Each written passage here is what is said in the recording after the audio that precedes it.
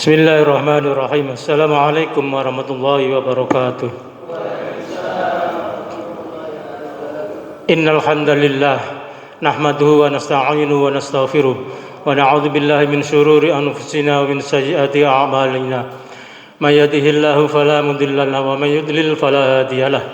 Wa asyhadu an la ilaha illallah wahdahu la syarika lahu wa asyhadu anna Muhammadan 'abduhu wa rasuluh. Ya ayyuhalladzina amanu taqullaha haqqa tuqatih wa la tamutunna illa wa antum muslimun. Ya ayyuhan nasu taqu rabbakumul ladzi khalaqakum min nafsin wahidah wa khalaqa minha zawjaha wa batha minhuma rijalan katsiran wa nisaa'a wattaqullaha alladzi tasaaluna bihi wal arham innallaha kana 'alaikum raqiba. Ya ayyuhalladzina amanu taqullaha wa qulu qawlan sadida yuslih lakum a'malakum wa yaghfir lakum dzunubakum wa may yuti'illaha wa rasulahu faqad faza fawzan 'azima. Amma ba'du. Bapak-bapak jamaah salat maghrib dan salat isya Masjid Al-Basit yang semoga senantiasa dirahmati oleh Allah Subhanahu wa taala. Kalau tadi pagi saya menyampaikan habis subuh menyampaikan bahwa yang dikehendaki Allah itu sesungguhnya apa? Saya sampaikan subuh tadi yang dikehendaki Allah itu adalah ada 3 hal pokok. Yang pertama, ketika kita menerima takdir kita harus mengambil hikmahnya. Kemudian yang kedua, ketika dihadapkan kita dengan dunia dan isinya ini, kita diminta oleh Allah, dikehendaki oleh Allah untuk memberikan, untuk mengambil manfaatnya. Allah menurunkan besi, kita harus menggunakannya untuk apa besi itu? Untuk pedang, untuk mobil, dan seterusnya dan seterusnya. Ada air, ada tanah, dan seterusnya. Kemudian yang terakhir yang dikehendaki oleh Allah adalah bahwasanya kita harus taat kepada Allah dan Rasul-Nya. Wa ati'ullaha wa ati'ur rasula.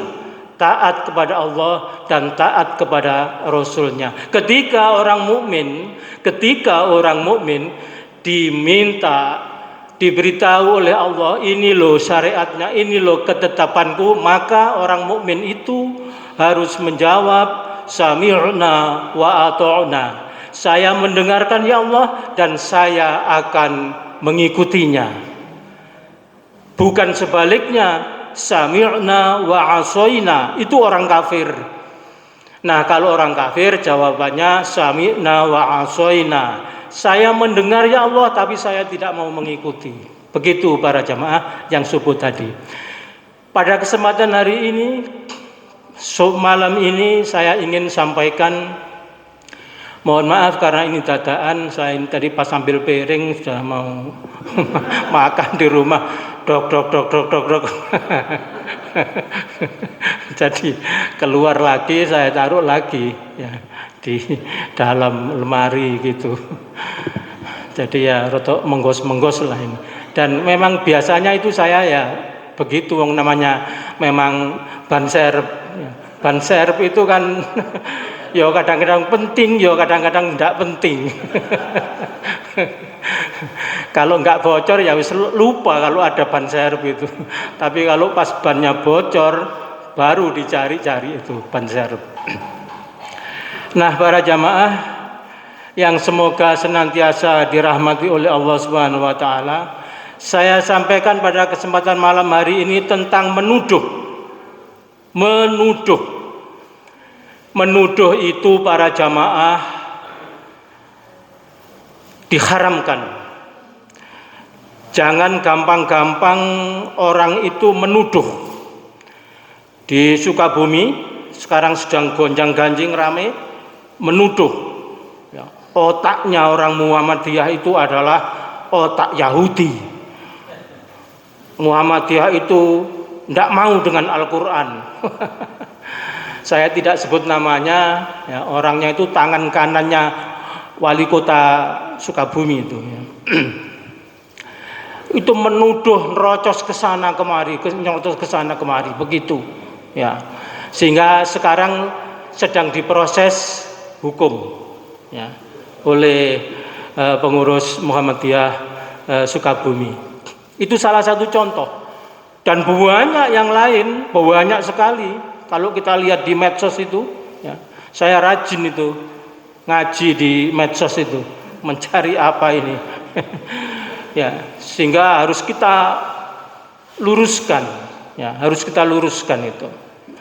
Nah, para jamaah, di dalam sebuah hadis di kitab Bulughul Maram ada yang berbunyi al-bayyinatu 'alal mudda'i ya, al-bayyinatu 'alal mudda'i, begitu, bukti diwajibkan atas pendakwa, bukti diwajibkan atas pendakwa. Nah, itu hadis yang sahih ya, disampaikan, diriwayatkan oleh Imam Bukhari. Nah, para jamaah ya, bahayanya orang menuduh tanpa bukti itu sudah jelas ya, sudah jelas ya. Ketika Rasulullah bertanya kepada para sahabatnya, wahai para sahabat, tahukah engkau orang yang bangkrut? Oh, orang yang bangkrut itu Rasul tidak punya uang, tidak punya dinar, begitu katanya para sahabat. Maka kata Rasulullah, bukan itu.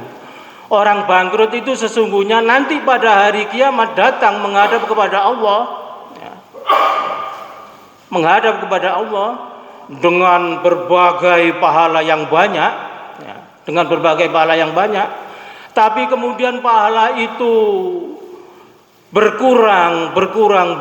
Karena apa? Karena menuduh, sehingga yang dituduh itu manakala sakit hati, pahalanya dikurangi, diberikan kepada orang yang menuduh. Dan kalau tidak cukup, dosanya orang yang menuduh ini diberikan kepada orang yang menuduh, dan kemudian orang yang menuduh dilemparkan ke dalam api neraka. Begitu hadisnya para jamaah. Orang menuduh itu ya, maka kita harus menghindari sejauh-jauhnya menuduh tanpa bukti itu ya, menghindari sejauh-jauhnya. Dan kalau kita dituduh yang jelek-jelek, ya tenang saja, seperti yang kejadian di Sukabumi itu, tenang saja, minta maaf, ya dimaafkan, tapi hukum berjalan terus ya. Seperti pelangnya Masjid Muhammadiyah di Banyuwangi dirobohkan, dihancurkan, ya tidak apa-apa, silahkan, maaf, ya saya maafkan, tapi hukum berproses terus. Kalau tidak begitu, nanti akan berlanjut banyak ya. Belum lagi dicap Wahabi dan sebagainya, banyak sekali lah di medsos itu, banyak sekali, dan dibantah, sudah di medsos itu dibantah. Nah, para jamaah, saya sampaikan sekarang kisah tuduhan ya, kisah tuduhan. Yang pertama, bahwasanya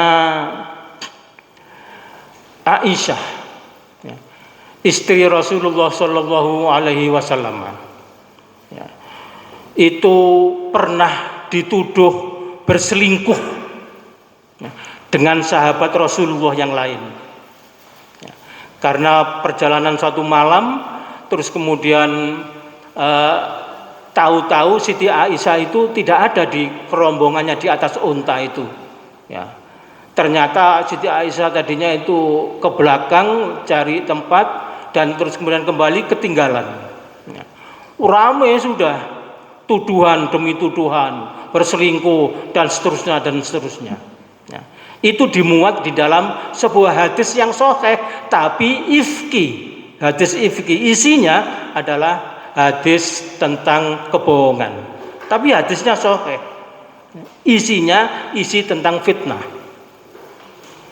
Nah, para jamaah, sampai-sampai kemudian Abu Bakar radhiyallahu anhu ya, mangkel dendam ya, kepada salah seorang keponakannya yang bernama Mistah.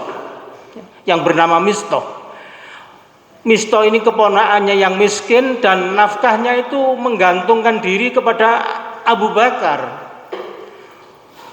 Lho engko niku tak ingoni kok melok-melok menyebarkan fitnah. Fitnah itu tidak benar karena Allah sudah membantahnya di dalam surat An-Nur. Nah, para jamaah kemudian sampai-sampai Sayyidina Abu Bakar itu bersumpah, demi Allah, mulai sekarang aku tidak memberikan nafkah kepadamu, wahai Mistah, selama-lamanya. Begitu.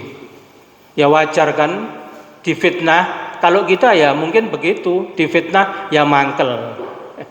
Tapi ya teman-teman Muhammadiyah yang difitnah-fitnah itu mungkin ingat kisah ini sehingga memaafkan. Cuma proses hukum itu adalah urusan dengan negara. Ya, begitu.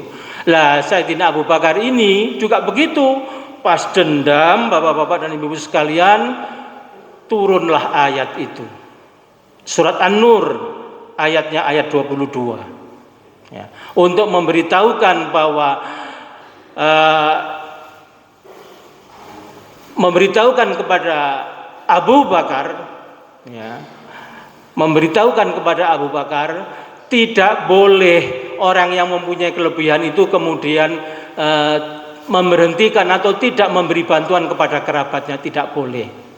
Wal ya'fu wal yasfahu, maafkanlah dia dan berlapang dadalah. Begitu di dalam surat An-Nur ayat 22. Wal ya'fu wal yasfahu. Begitu Bapak-bapak dan Ibu-ibu sekalian. Ya. Maafkanlah dan berlapang dadalah.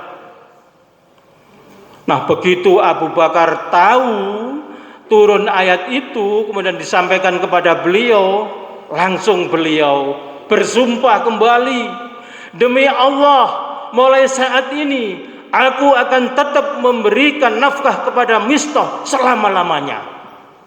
Begitu Abu Bakar. Jadi memaafkannya dan langsung membalikkan sumpah yang pertama tadi, dibalik dengan sumpah yang kedua, memberikan nafkah, memaafkan untuk selama-lamanya. Para jamaah, ini suasana Idul Fitri, maka manakala kita ini ada hati yang dendam, yang sakit barangkali, yang tidak enak dengan tetangga, dengan anak, dengan suami, dengan siapapun, maka kita mencoba untuk belajar dari kasusnya Sayyidina Abu Bakar ini. Allah memerintahkan wal ya'fu wal yasfahu, ya. Maafkanlah dan berlapang dadalah. Bersihkan hati kita para jamaah. Para jamaah, kemudian saya sampaikan kisah yang kedua. Kisah yang kedua ini ada seorang pelacur. Ya, seorang pelacur. Ini sampai jam berapa ini Ustadz ya? Jam 7 kurang. Ya. Nah, para jamaah, ada seorang pelacur. Ya, ada seorang pelacur. Itu jengkel melihat seseorang yang bernama Juraid. Ini disebutkan di dalam hadis sahih, di dalam kitab Riyadhus Shalihin ini, ya. Insya Allah itu nomornya nomor 66 kalau tidak salah, ya. Kalau tidak salah ya. Maaf, 262. Nah, pelacur ini benci terhadap seseorang yang bernama Juraid, yang ibadahnya bagus, luar biasa ibadahnya itu. Ya. Sholat malamnya dia aktif di musolanya dia, yang punyanya dia sendiri. Nah, kemudian pelacur ini ingin sekali menjatuhkan nama baiknya si Juraid ini. Terus kemudian pelacur ini berzina dengan seorang pengembala kambing di tengah sawah, dan kemudian hamil, kemudian melahirkan seseorang anak bayi, Terus kemudian anak bayi itu digendong, diumumkan, ini adalah anaknya Juraid, ini adalah anaknya Juraid. Ya. Dia menfitnah, dia menuduh tanpa ada bukti, ya, tanpa ada bukti. Maka rakyat pada berbondong-bondong kemudian mengepung itu yang bernama Juraid itu, dikepung para jamaah rumahnya, dihancurkan musolanya. Wah, sudah dia. Terus kemudian Juraid keluar, sebentar, ada apa ini sebenarnya? Begitu kata Juraid kepada masyarakat. Maka kemudian masyarakat menuduh ikut-ikut pelacur ini yang mengatakan telah berzina, ini anakmu, ini anakmu. Sebentar, saya tak sholat 2 rakaat dulu. Sholat 2 rakaat, begitu sholat 2 rakaat dia kembali dan kemudian dia menepuk sang bayi itu. Ditepuk bayi itu, plok, plok, plok. Wahai bayi, sesungguhnya siapa ayahmu? Dengan seizin Allah, bayi itu bisa berbicara para jamaah. Dalam hadis sahih, ya, nomor 262 di dalam kitab Riyadhus Shalihin, ya. Maka bayi itu menjawab, ayahku adalah seorang pengembala kambing. Masya Allah, terperanjatlah masyarakat di sekitar itu mendengar bayi yang bisa berbicara dan mengatakan bahwa ayahnya adalah seorang pengembala kambing. Para jamaah kemudian pada rame-rame meminta maaf kepada si Juraid ini dan membangunkan kembali itu musola yang sudah dirusak kembali. Nah, inilah para jamaah akibat seseorang itu gampang menuduh tanpa bukti, tanpa penelitian. Akhirnya apa? Menyesal di belakangnya. Menyesal. Ya. Seperti di Sukabumi itu orang yang mengatakan bahwa Muhammadiyah itu otaknya adalah Yahudi, Muhammadiyah itu adalah tidak mau Al-Quran, itu kemudian memberikan klarifikasi, saya mohon maaf, saya menyesal, saya tidak mengulangi lagi. Ya, begitu, ya, menyesal akibatnya yang diperoleh itu belum dosanya loh itu. Lah, dosanya yang difitnahkan orang banyak, bagaimana dia meminta maaf? Nah, para jamaah yang semoga dirahmati oleh Allah Subhanahu wa taala. Kemudian yang kisah yang ketiga, yang terakhir, ya.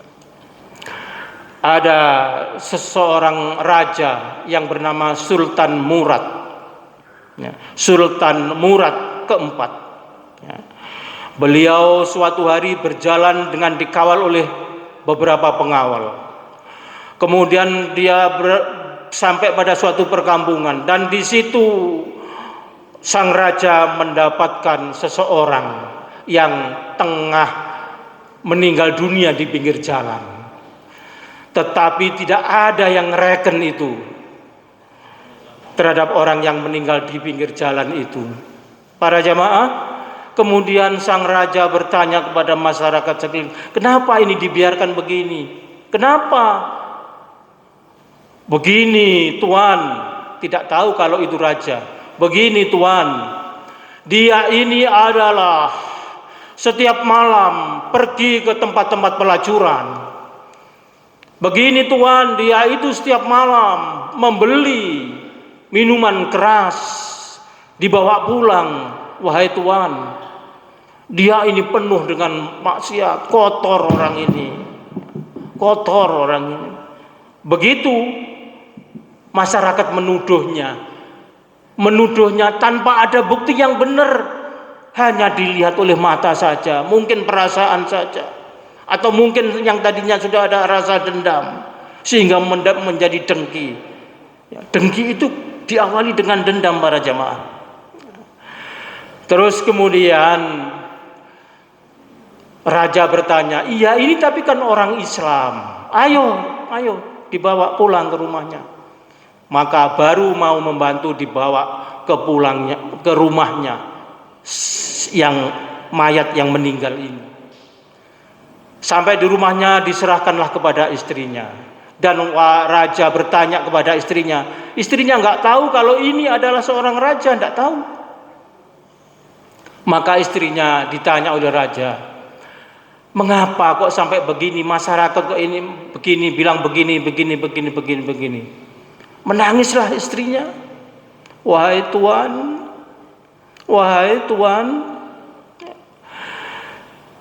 suami saya dulu sudah saya ingatkan Tuan. Dia sering ke tempat-tempat pelacuran. Tetapi sesungguhnya wahai Tuan, suami saya itu tidak pernah melakukan perzinahan, tetapi justru menutupi perzinahan. Datang kepada pelacur si ini, dia membayarnya dan dimintai janji bahwa pelacurnya itu tidak boleh menerima tamu lain. Begitu Tuan, dia membayar supaya pelacur itu tidak berzina, paling tidak pada malam hari itu. Begitu ibu-ibu dan bapak-bapak sekalian. Terus bagaimana dengan membeli itu arak, khamr dibawa pulang? Ya itu juga wahai Tuan. Dia itu setelah membeli kemudian dibawa pulang ke rumah dan sampai rumah dibuang di kamar mandi untuk mengurangi, untuk mencegah orang-orang yang berminum minuman keras, minum khamr itu Tuan. Itu maksudnya suami saya Tuan. Akan tetapi Tuan, aku pernah mendengar bahwa suami saya itu memberitahu kepadaku bahwasanya nanti kalau aku meninggal, yang ikut menguburkan aku adalah raja dan orang-orang alim di muka bumi ini. Begitu para jamaah. Itu disampaikan istrinya kepada seseorang yang dipanggil dengan Tuan. Tidak tahu kalau dia itu adalah rajanya dia, tidak tahu. Maka para jamaah kemudian, wahai ibunda, sesungguhnya aku ini adalah rajamu. Aku ini adalah Raja Murad. Tambah luar biasa tangisnya sang istri. Ternyata benar apa yang disampaikan oleh sang suami. Dan masyarakat di sana pada menyesal, pada terkesima para jamaah. Luar biasa yang mengantarkan ke makam, yang mensolati itu. Nah para jamaah, lagi-lagi ini adalah menuduh tentang keburukan. Dan pada akhirnya akan menyesal di kemudian hari. Dan termasuk nanti di akhirat menjadi orang-orang yang bangkrut, yaitu orang-orang yang membawa pahala banyak, pahala sholat, pahala puasa, tetapi itu semua akan habis, terkurangi oleh tuduhannya yang disampaikan ketika berada di dunia. Begini para jamaah, singkat saja yang bisa saya sampaikan. Pas waktunya, pas kalau kita beli bensin ya, 0 ya. Pas. Jadi saya akhiri, mohon maaf kalau ada khilaf. Subhanakallahumma wa bihamdika asyhadu an la ilaha illa anta astaghfiruka wa atubu ilaik. Wassalamualaikum warahmatullahi wabarakatuh.